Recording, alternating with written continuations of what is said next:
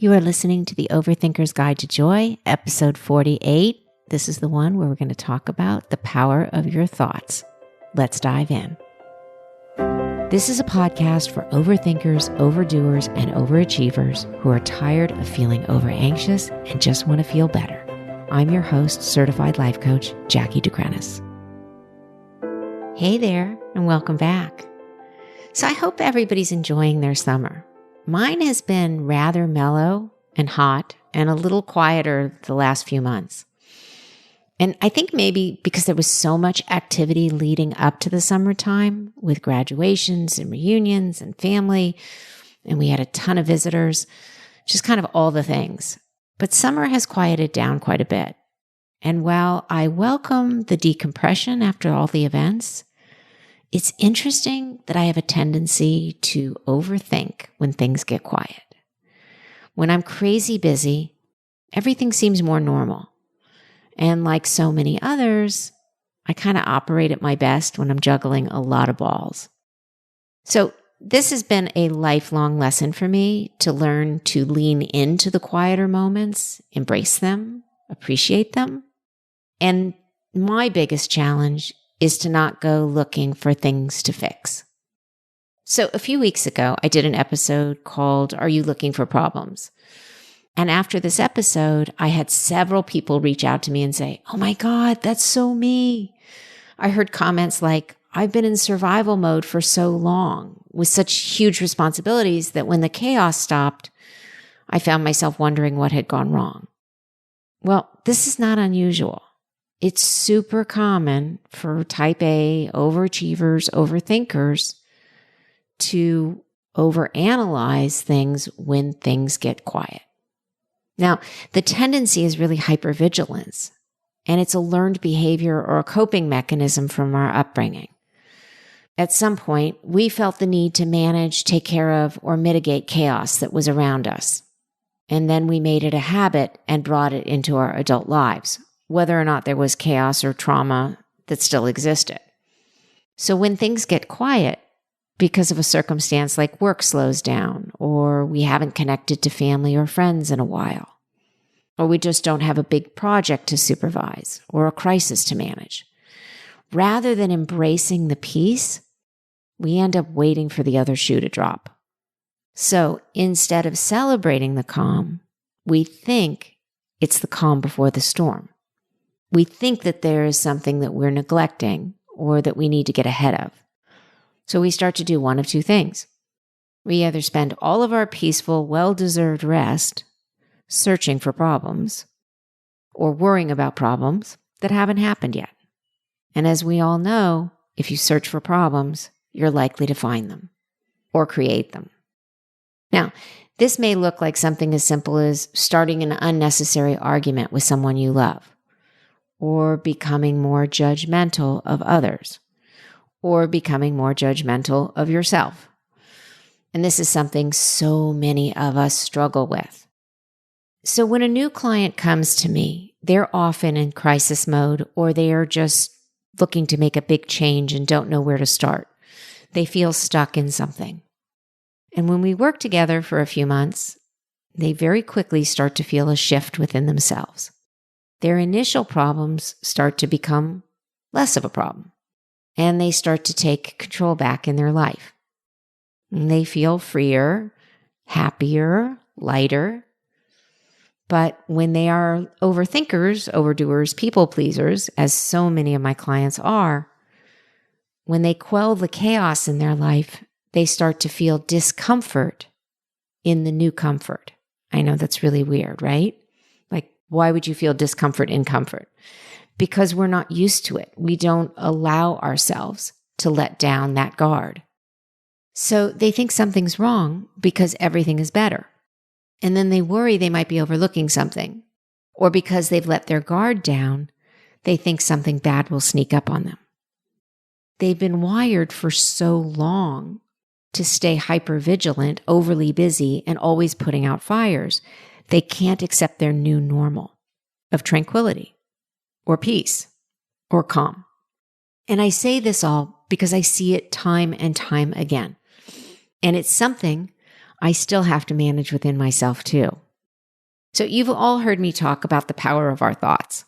When we let our irrational or negative thoughts get a hold of us, it can lead to unintended results.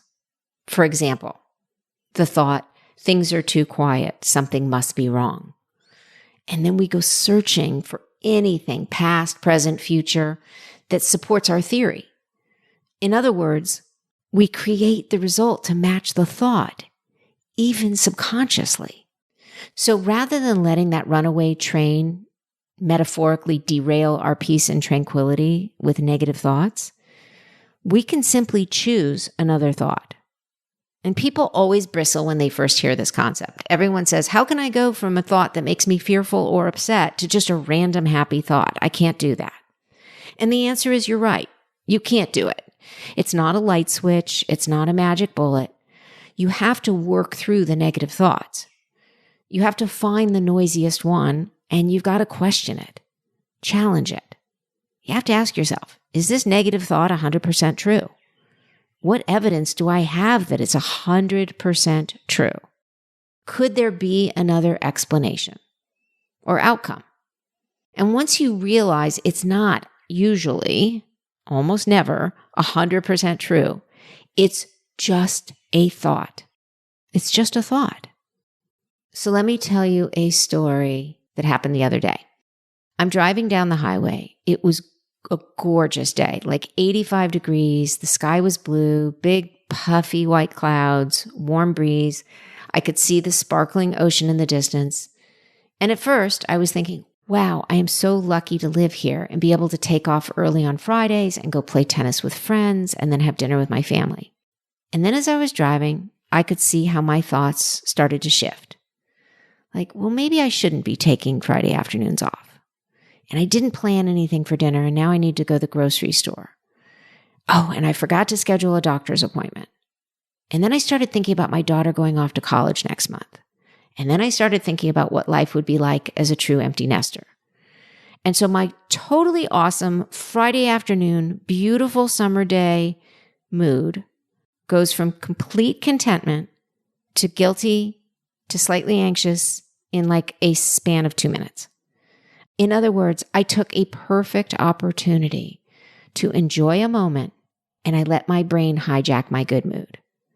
I did the exact opposite of mindfulness and gratitude. And then I felt guilty for having these thoughts and worries by returning to my hypervigilant default setting. So I caught myself and I said, stop. Just stop. That's simple, one word. And I reminded myself that this thought or this thought pattern is a choice. And I can choose a different thought or feeling. So I went back to noticing the blue sky, puffy white clouds, sparkling ocean, and I decided to choose contentment. I chose to guide my thoughts back to what was working, what was good, what was 100% true, which was it was a beautiful day and I was going to have some fun. Not focusing on what could, should, or needed to be done later. None of those things that popped into my brain were urgent. They all could wait. They would all get done. So I was sharing this story with a client who was struggling with kind of the same things. Things were going well, and she found herself looking for problems. And she shared a story with me in which she was working on a big project with another colleague. And it was a marketing project that had a fair amount of financial risk and some unknown variables. And her first instinct as they were trying to work through it was to try and get ahead of all the potential problems before pulling the trigger, making any financial commitment to this.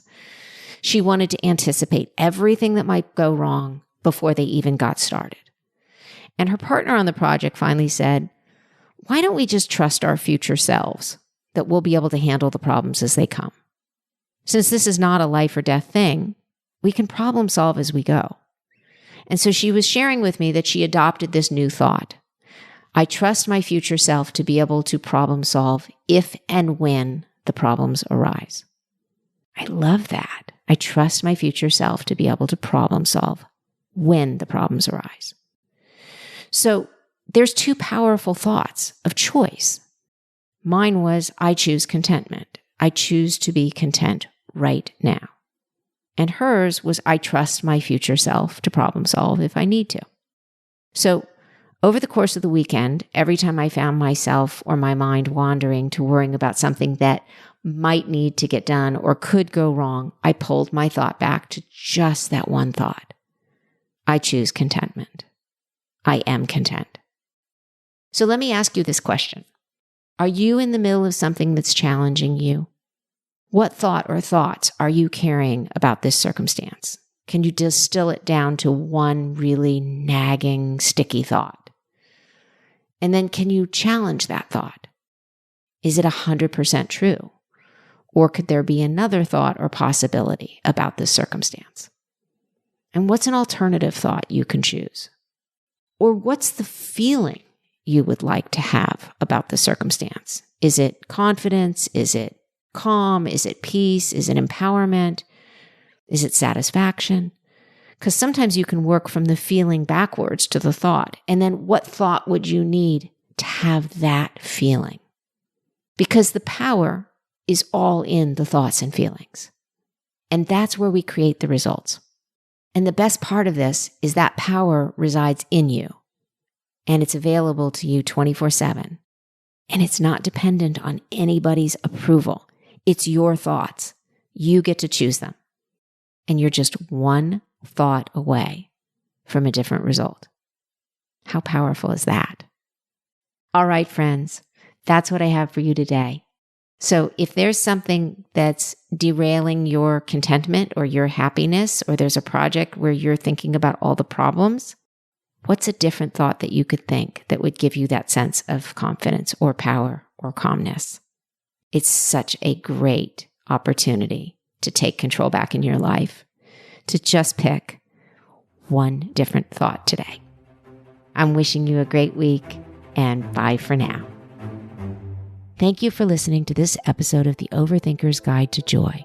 If you're enjoying these episodes, please subscribe or follow this podcast so you can always be in the know when the next episode drops.